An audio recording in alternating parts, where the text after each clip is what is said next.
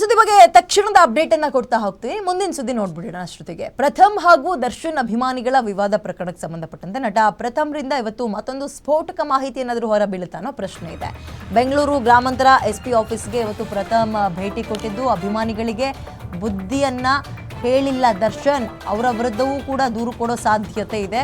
ಈ ಹಿಂದೆಯೂ ಪ್ರಥಮ್ ಹಾಗೂ ದರ್ಶನ್ ಅಭಿಮಾನಿಗಳ ಮಧ್ಯ ಗಲಾಟೆ ಆಗಿತ್ತು. ಸದ್ಯ ದೇವಸ್ಥಾನದ ಬಳಿ ಡ್ರ್ಯಾಗರ್ ತೋರಿಸಿದ ವಿಚಾರಕ್ಕೆ ಮೌಖಿಕ ದೂರನ್ನ ಪ್ರಥಮ್ ಕೊಟ್ಟಿದ್ರು. ಚಿತ್ರರಂಗದ ಆ ಹಿರಿಯ ನಟನ ಮಾತನ್ನ ಕೇಳಿ ಲಿಖಿತ ದೂರು ಕೊಡೋದನ್ನ ತಡ ಮಾಡಿದ್ರು ನಟ ಪ್ರಥಮ್ ಅವರು. ಸದ್ಯ ದರ್ಶನ್ ಅಭಿಮಾನಿಗಳ ಅತಿರೇಕದ ವರ್ತನೆಗೆ ಬೇಸತ್ತು ಇವತ್ತು ಲಿಖಿತ ದೂರು ಕೊಡೋಕೆ ಪ್ರಥಮ್ ಮುಂದಾಗ್ತಾ ಇದ್ದಾರೆ. ಲಿಖಿತ ದೂರಿನಲ್ಲಿ ನಟ ರಕ್ಷಕ್ ಹೆಸರನ್ನ ಉಲ್ಲೇಖಿಸುವಂತಹ ಸಾಧ್ಯತೆ ಕೂಡ ಇದೆ.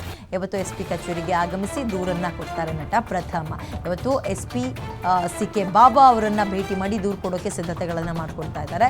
ಒಂದು ಕಡೆ ದರ್ಶನ್ ಅವರಿಗೆ ಹೆಂಗಾಗ್ಬಿಟ್ಟಿದೆ ಅಂದರೆ ಬೇಲ್ ವಿಚಾರದಲ್ಲಿ ತಲೆನೋವು, ಅದರ ನಡುವೆ ಅವರ ಅಭಿಮಾನಿಗಳು ಒಂದು ರೀತಿ ಬಿಸಿ ತುಪ್ಪ ಆಗಿಬಿಟ್ಟಿದ್ದಾರೆ ದರ್ಶನ್ ಅವ್ರಿಗೆ. ನೋ ಡೌಟ್ ಅದರಲ್ಲಿ.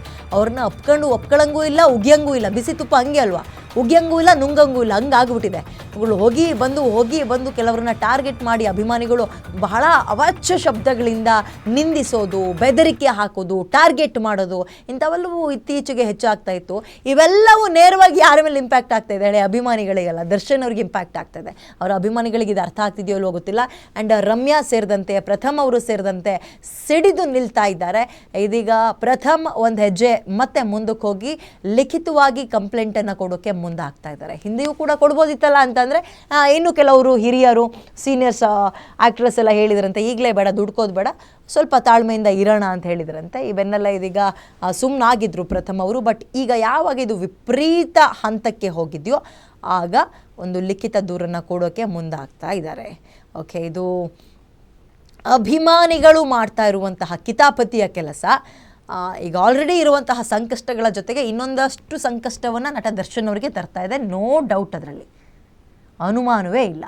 ಅವ್ರಿಗೆ ಒಂದು ಕಡೆ ಬೇಲ, ಜೈಲ, ಈ ಟೆನ್ಷನ್ ಇದೆ. ಅದರ ನಡುವೆ ಅಭಿಮಾನಿಗಳು, ಅವ್ರು ಬೇರೆ ಸೆಲೆಬ್ರಿಟಿ ಅಂತ ಕರೀತಾರೆ ದರ್ಶನ್ ಅವರು. ಅಭಿಮಾನಿ ದೇವರುಗಳನ್ನು ಸೆಲೆಬ್ರಿಟಿ ಅಂತ ಕರೀತಾರೆ. ಎದೆ ಮೇಲೆ ಅಚ್ಚೆ ಬೇರೆ ಹಾಕಿಸ್ಕೊಂಡಿದ್ದಾರೆ.